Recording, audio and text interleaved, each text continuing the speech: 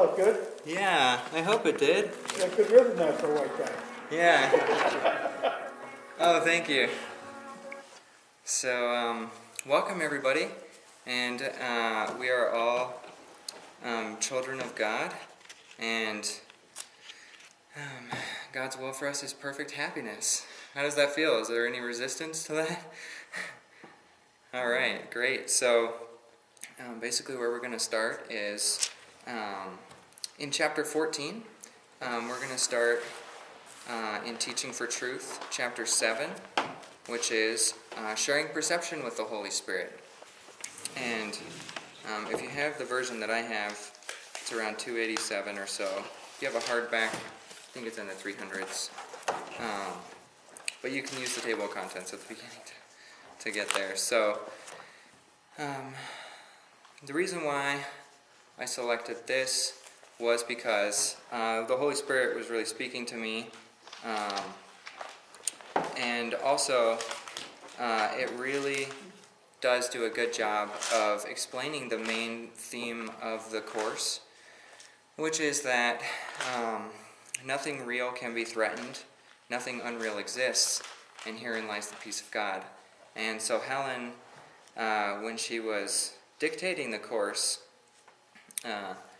received communication from Jesus, who she was channeling the Course through. It said that if you understand this one thing, you won't need to study the Course, and that's true. But for most of us, it's not that easy. But I'd like to start there because it really does do a good job of quickening our understanding through the rest of the Course, and understanding what some of the things that are being discussed are. So basically, this is also a discussion group. So I really want people to be engaged. So we're going to go through the material, and I'm going to kind of translate it into regular English and tell you how I apply it in my life.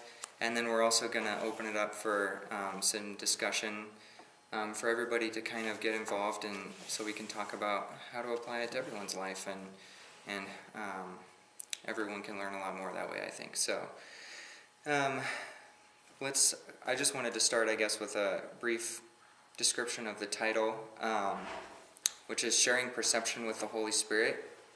And basically, this is what the Course aims at, is this process of sharing our perception with the Holy Spirit and God. And the Course says that God gives us the Holy Spirit to communicate with us. So there's a part of us that is in communication with God at all times, and that's the Holy Spirit. And what we do in the ordinary realm of human life is we over here on the table there's some handouts that you can get, is that we perceive things. So basically the way that we see things is when I look at something, I instantly judge it, right? And I see something as either good or bad, and those are my two main things. If I like it, then it's good. If I don't like it, it's bad. And if you're really simplistic, it's like you won't even, drink the, cough medicine because it doesn't taste good, because it's just bad, But as you become more evolved, you get to understand that things that aren't necessarily preferable to us are actually really good for us. So where does that wisdom come from? It comes from grace and outside influences and things like that. And what the Course is talking about is when we share our perception with the Holy Spirit, it becomes more and more purified until it actually becomes close enough to knowledge to where knowledge is possible. And knowledge is basically being one with something. So it's like you can't have knowledge until the sense of separation just fades away completely. So it's really ineffable. Knowledge is really indescribable, and it's something that goes beyond the words that the Course talks about, and that's what it will tell you as well. That it basically aims at purifying perception to the point where knowledge is then possible, and the way that it does this is that you will experience miracles. So a miracle is, the Course says, a miracle is an expression of love, and any expression of love is a miracle. But another way of looking at it is that miracles are completely natural, and the miracles that people think are miracles really are miracles, but there is no difference. In reality, there is no order of difficulty of miracles, is what the Course says. So I'll just grab a couple of miracles from my life, which happened recently, which are both miracles, but they seem to be of a different order of difficulty, but they're not. And it's just because of our limitations in perception. And so one of these is that recently, a couple of weeks ago, I was thinking about, I was going to this event where there were going to be, sort of some feature speakers who were going to share their spiritual experience. And I was sitting at home, and I was thinking it would be really interesting if I was doing that, and I was in front of these people, and I was sharing my experience and my story and my spiritual experiences, and so I was kind of rehearsing to myself, and kind of looking at myself in the mirror and kind of doing the whole thing and figuring out what I was going to say, and then about 40 minutes before the event was about to start, my friend Joe here called me and told me that he had kind of forgotten about it until the last minute, but he needed someone to fill in some time there. So I ended up actually going there and doing that and fulfilling that inkling. And so that's one miracle. That's just a commonplace kind of miracle. It wasn't like I was really going for it, and it just kind of came to me, and it was an expression of love.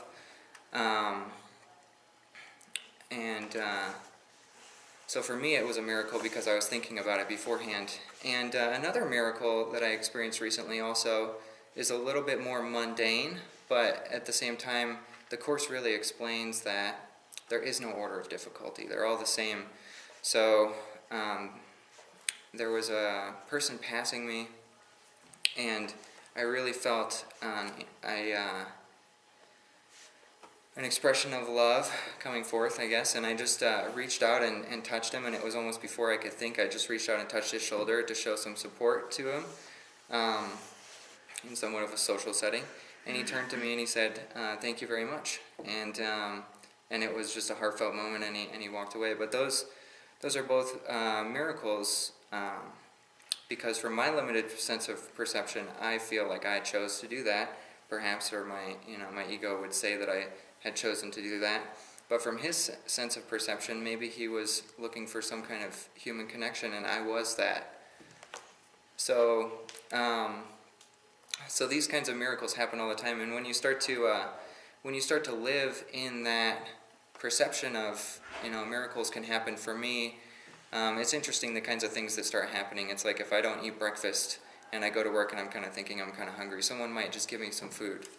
And that happens a lot more often now that I've started studying the Course in Miracles, because my mind is open to that, and I've become a new person who's just lives by miraculous ways.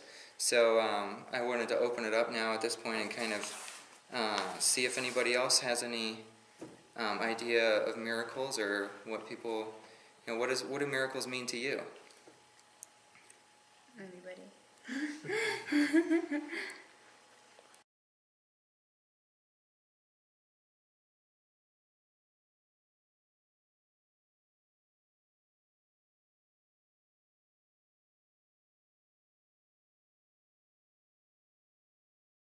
I kind of skipped over this part where we have a chance to introduce ourselves and everything, and just tell us why you're here, if you have any idea of what, something you can share about that.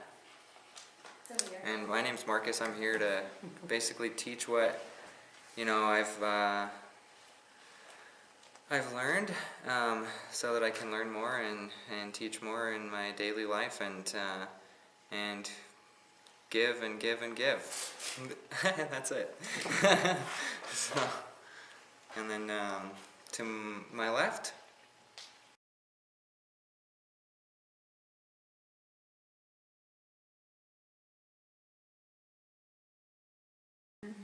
Thank you very much, everybody. That was very good. I'm inspired now by all of your stories, so I feel blessed to be here among you. And I'd like to start. There was a couple of points that people brought up that I thought were very great. The first one I think was the first one I can remember is what Kathy brought up, which is sometimes we go through this thing and we can read it and it's just like, what does that mean, Because it's difficult information to understand in a certain way. And one of the teachers that I've seen on the course explained it this way. He says that it's difficult to understand because your mind secretly doesn't want to, because it takes apart. It basically unlearns everything that you've learned, and gives you kind of a new way of looking at things. So it's like you'll read it and just be like, okay, I got to go at that again, because. But it is definitely my goal to make this as practical as possible, and to give you lots of takeaways, because I certainly have gotten a lot of takeaways, and I'm constantly getting new takeaways. And so let's go ahead and start with some of this stuff here on the first paragraph, and I'm just gonna translate it into English if that's okay with you, and then we'll just go through it. So. It basically starts out, it says, what do you want? What chapter are we on? Yeah, what are we? Oh yeah, I apologize.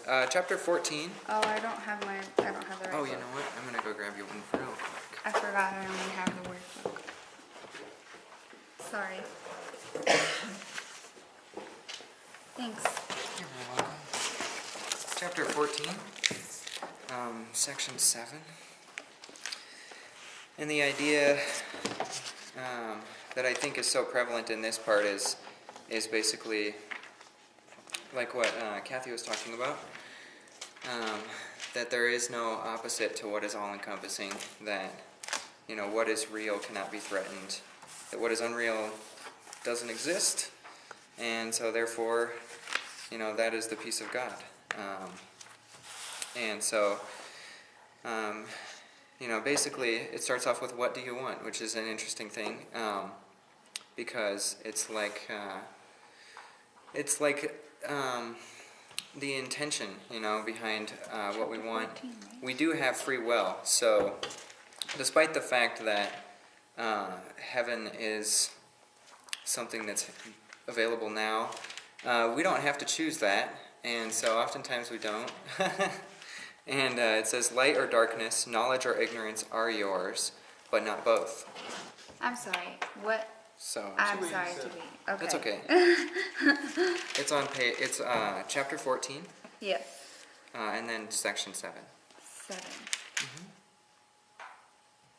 It's Oh, called sharing perception. I with don't the know Holy Roman. Spirit. I'm totally looking at actual numbers. Sorry, guys. That's okay. So light or darkness, knowledge or ignorance are yours, but not both. Opposites must be brought together and not kept apart.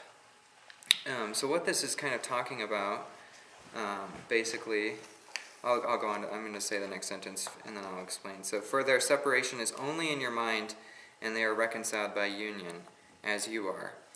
So what this is talking about is that in reality, there is only one thing. Where we think that there are two, there's only one. So, like in cold and heat, you have absolute zero, which is just the complete lack of heat.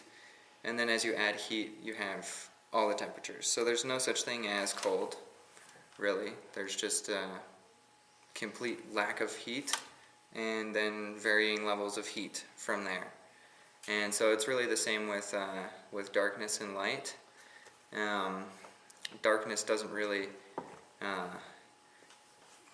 if you shine a light in a dark room, it's light. There's no way you can shine a dark in a light room. It just doesn't have any it's not created. So it doesn't really exist. It's just a lack of photons, really.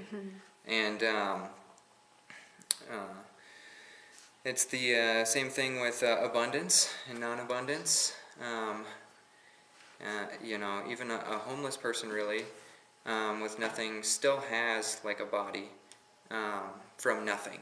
I mean, behind our eyelids, there's nothing, and then there's all these amazing things that we get to experience. And so there really is, the only truth is that there's absolute abundance, because even our bodies are infinite and nearly incomprehensible. You could walk around the world your whole life and never see everything. And so abundance is the only truth, and there is no lack of abundance. And it's the same with life and death, or existence and non-existence. Because if non-existence exists, you have to try and prove that it somehow, non-existence exists. It just isn't. Or, it's the same thing as like heat. Like when the life has departed the body, there's just no life there anymore. And there's no life there to be dead. It's just a lack of life there.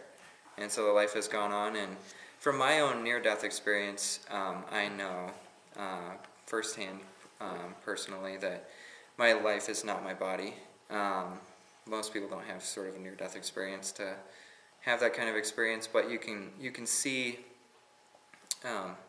how it works. That God only created life. There is no death, really, that is created. Only life. And only abundance, and only light, and only heat, and only love. Fear is a lack of awareness of love. But when you have love present, it's really not possible to fear. And illusions like fear are kind of like lies that we tell ourselves, and the lies aren't real.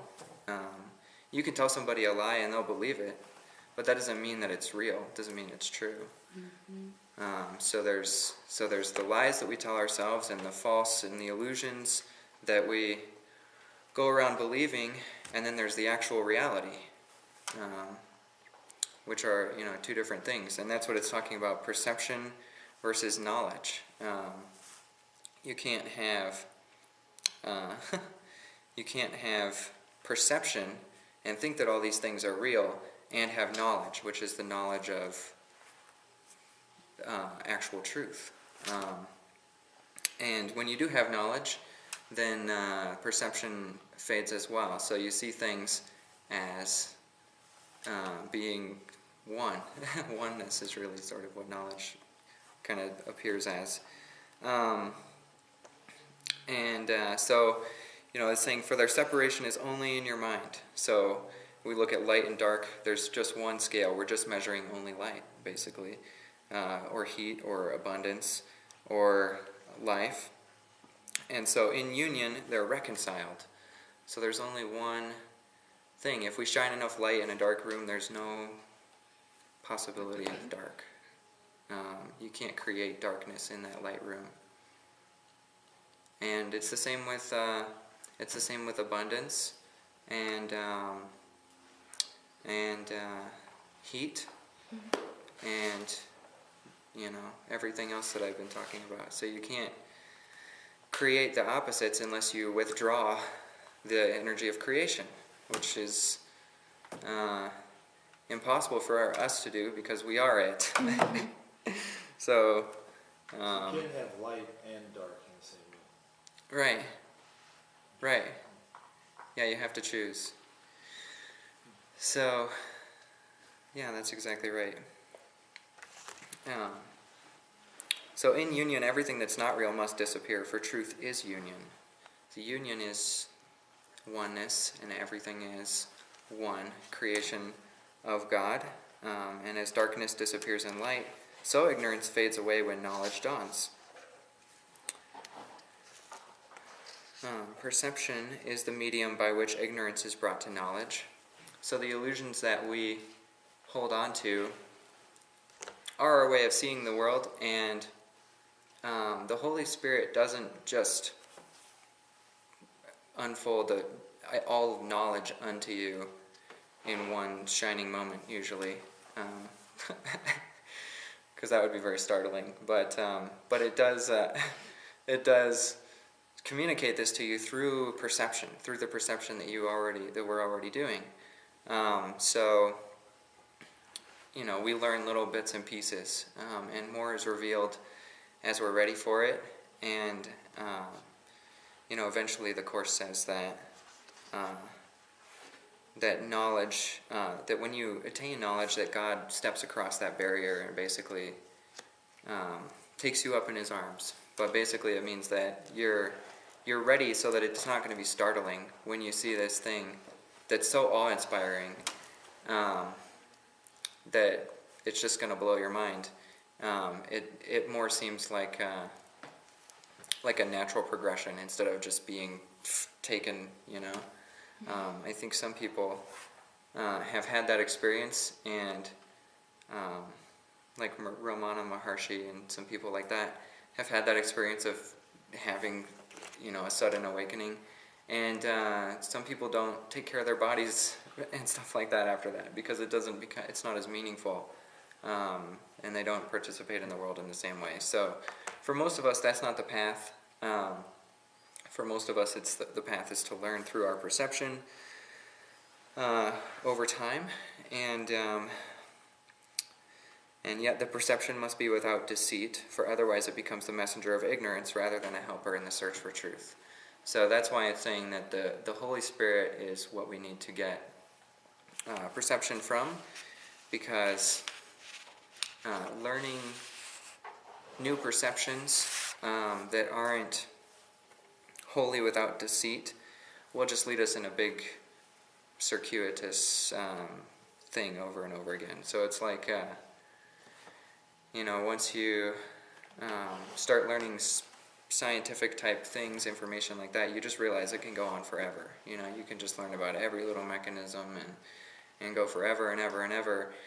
And that's fine if that's like your passion, and I'm not saying anything against it, but you can just learn an infinite amount of that kind of perception. It just is self-propagating because it's part of creation and it's infinite. But it's not going to lead you to pure knowledge. It's just going to, basically lead you in a big circle where you define the thing by going around and defining the same thing again, instead of realizing what is the meaning, what is the truth of that thing. So let me see if I have anything else here. Oh yeah, so nothing real can be threatened, nothing unreal exists. Herein lies the peace of God. Another thing is that separation is only in our mind, and we're reconciled by union. So that, like, the ego that we have is like the master of separating things.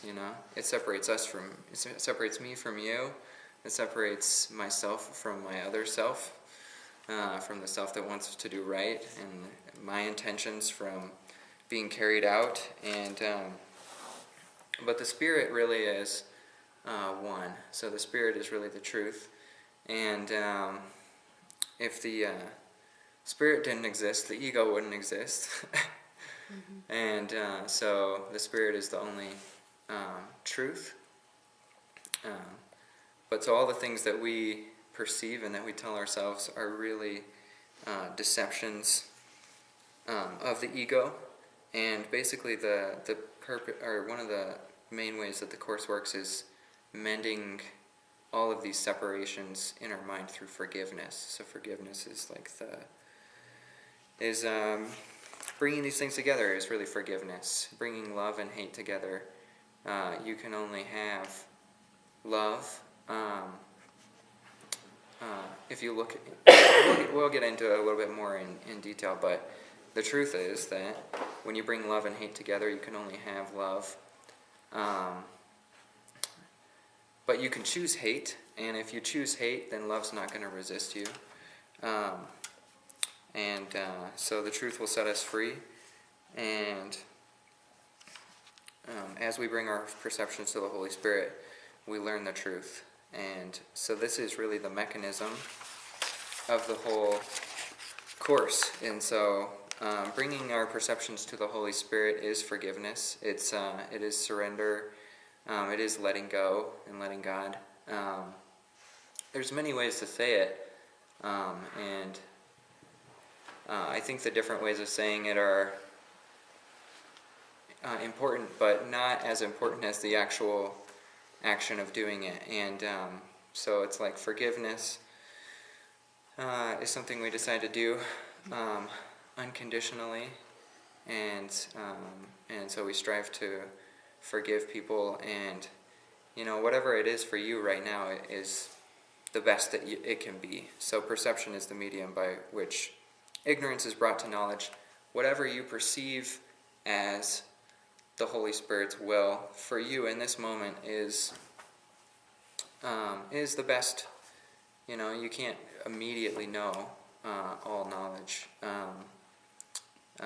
So perception is the medium that we use to move forward. And let's see if there's anything else. Margaret. And let's open it up for. And I was going to say. Is anyone else excited about this?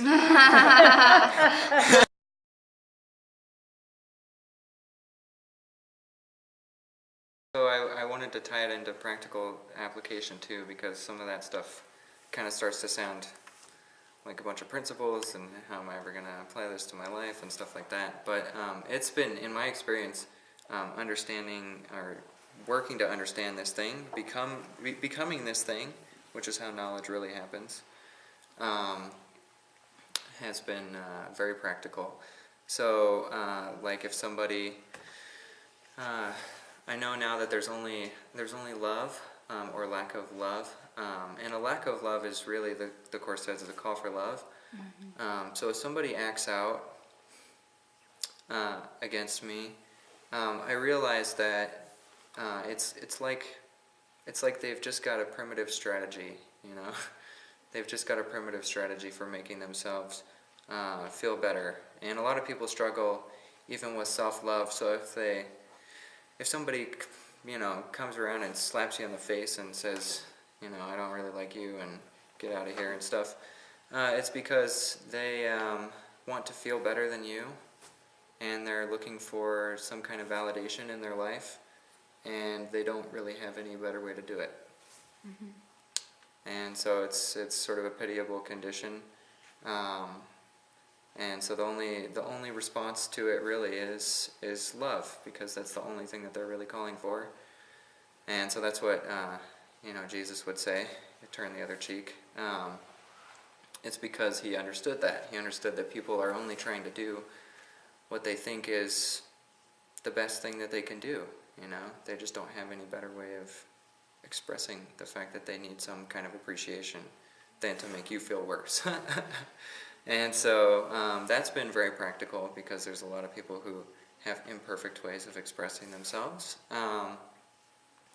and it it turns you into kind of the bigger person, and it kind of helps you be an example for that person. And oftentimes, many times after a conflict has arisen, people will come to you and say, I was just really hoping for a resolution kind of like the one that you brought about, and I just wanted to thank you very much for doing that, you know, and they'll express, but in the moment they just don't know anything better than what they are expressing. So there's that, and dealing with fears and other things like that. To bring up Marianne Williamson again, you know, she says that that our biggest fear is truly we're afraid of our light. We're afraid of our infinite potential, and so I'm not really afraid that I'm going to fail. I'm afraid that I'm going to succeed beyond my wildest imagination. You know, that's what really frightens me, because then I can't be limited and feel secure in my limited sense of self. So then I'll have to become someone else, you know. And so fear is like self-propagating, and it's trying to defend itself. But the truth doesn't have to defend itself. So we just proceed through the illusions, knowing that they're not real, and that the real is on the other side, and it's always going to be there. So those are some of the practical ways that I use this stuff. And what was the questions? What does this mean to any of the rest of you?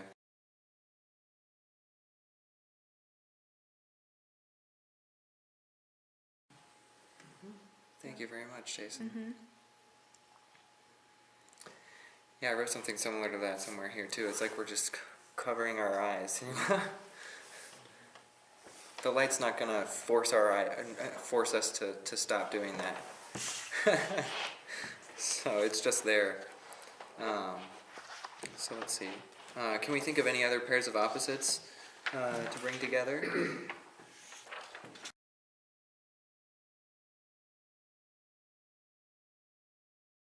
That's a good way to look at it. Yeah, because the Holy Spirit is the part of us that God is always in communication with, which is the whole of us. It actually is our whole being. But we, so it's like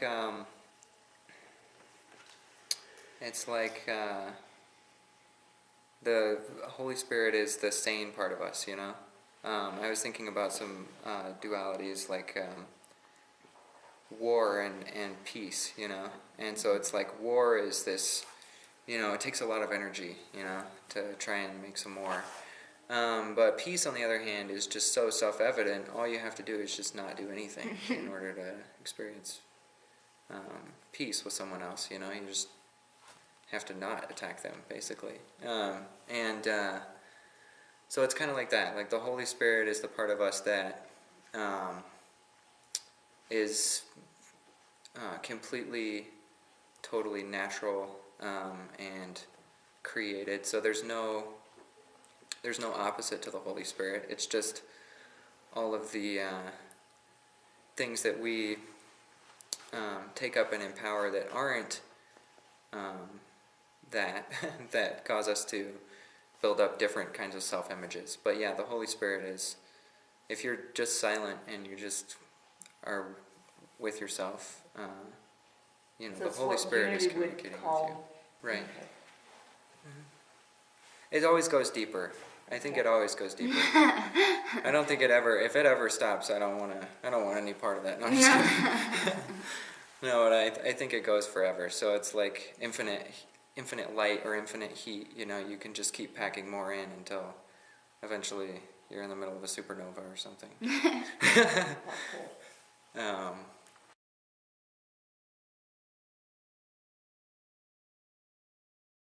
Yeah, I also wanted to address this thing too. When you're applying these ideas, you don't have to believe them or anything. You might even find yourself actively resisting them. But the main thing is that you don't make any exceptions. So if there's some special, you know, everything except for like this, you know, I'm not gonna bring this to the truth. Mm-hmm. Right, exactly. Yeah. You can't really do that. So, well, you can, but it's not gonna be effective if you do that, because you're defending, you know, ignorance. You're defending the thing that's holding the light from fully coming into your vision. Yeah. But it starts to make sense. So as you know, our conceptual minds want to always know, like, I want to know what it is that I can point at. That's the final thing. But that's not, it goes so far beyond our ideas of perception. Knowledge is so far beyond perception that it's ineffable, like I was saying. You can't really describe it. It's kind of like a lot of love, you know. It's like a lot of love, mostly. But yeah. But it's like it's ineffable. So there's no way to really. You start getting to this point where you're like, I don't know how to describe what just happened, but it's great, you know. And it starts to make sense to you in a way like sledding makes sense, you know, because you don't really, it's hard to describe sledding, you know. It's like, well, first you take the thing and then you put it on you gotta sit down, and then people are like, well, how does it go down the hill, you know? But if you're doing it, it's instantaneous, you know what I mean? So basically the idea is whatever our best idea of the Holy Spirit is, just follow that and be willing to be wrong, but just go into it and surrender everything to God, and it'll start to make a lot more sense too.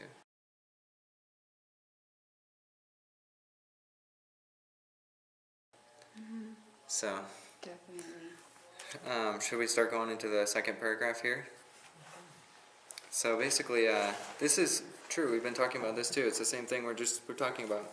The search for truth is but the honest searching out of everything that interferes with truth. That's so true. So the truth is, it can neither be lost nor sought nor found. The truth is what we are, and you can't lose it, and you can't really find it except for by discarding everything that's not it, basically. So sometimes it's a little uncomfortable because the things that we comfort ourselves with are not the truth. And so we're also asked to let go of those things in due time when we're ready. And it is there wherever you are, being with you. Yet it can be recognized or unrecognized, real or false to you. If you hide it, it becomes unreal to you because you hid it and surrounded it with fear. But under each cornerstone of fear, of which you have erected your insane system of belief, the truth lies hidden. So, that's an interesting thing. It talks about our insane system of belief is basically the ego. You know, our ego is what most people go around relating to each other through, and it's like a survival mechanism, and it's like a coping mechanism that we've built up for how to deal with the world, and a lot of societal programming goes into it, and so I, have sort of an insecurity about if I'm not viewed as as selfish, you know what I mean? Sometimes recently I've had this notion that, I'm doing things and I'm just having fun, but I have this feeling like somebody's going to come around and be like, you're not being selfish, and that's wrong or something, And so it's like society says, like, we have to be self-serving, I have to be, what's in it for me, and if there's nothing in it for me, then it's suspicious, It's like, the ego is basically all about itself, and the truth is always there with us in everything. And if it wasn't, like I said, we wouldn't be alive. So it's always available to us, and it is the silent, still awareness on which everything rests. And the ego is what we invest our energy into. So by investing energy into the ego, we strengthen it, and we live by it, and we inadvertently hide the truth. So by acknowledging that illusions are our truth, and living from the ego, we hide the truth of our being, and it's like covering our eyes to block out the light, or closing your eyes. You can still see the redness of the light coming through your eyelids, but it's not there, or it just depends on how invested you are in the ego. And so sometimes people will have a really easy time of undoing some of the ego's things because they've become completely sick of it. Mm-hmm. So if you become completely sick of it, that's a really good way to transcend the ego, because it's so easy to give up all the payoffs that we're getting out of it. I don't want to have self-pity anymore. Mm-hmm. I love having self-pity, Poor me, I'm the only one who this ever happens to, the whole world is up here and I'm way down here in this little hole, just save me, and I just want you to know that I'm so put upon. When we become sick of it, then we can see the fact, that everyone's created equal, and everyone has the same opportunities, and it takes away the security of that part of our ego, and it's kind of like there's a part of us that's sad to see it go, but there's a part of us that's so much better off without it, and it's like the clouds in the sky. They're covering up the sun, but the sun's still there, and all you have to do is remove the clouds, and the sun is shining brightly. And also, the ego too does this thing with like split personalities, where it does this thing where I know there's one thing where it's like, oh no, I'm not good enough, and then at the same time, 5 minutes later, I might think I'm too good for this. Mm-hmm. I'm too good. No, I'm not good enough. I'm way too good. I'm not good enough. Mm-hmm. You go through these insane fragmentations of your personality, where you're not really sure, what is what anymore. And the more we invest energy in that stuff, the more it's prevalent in our life. And so all we have to do is not invest energy in it. So as it says, under each cornerstone of fear on which we have erected our insane system of belief, the truth lies hidden. So if you look at it, I think it says that here, yet you cannot know this, for by hiding the truth in fear, you see no reason to believe that the more you look at fear, the less you see it, and the clearer what it conceals becomes. The more you look at your fears, the more you realize that they're not true. Mm-hmm. And I think a good way of telling the truth is to say, is it true? And if you can't answer yes, if you say maybe it's true, then it's not true. Mm-hmm. You're probably fooling yourself. And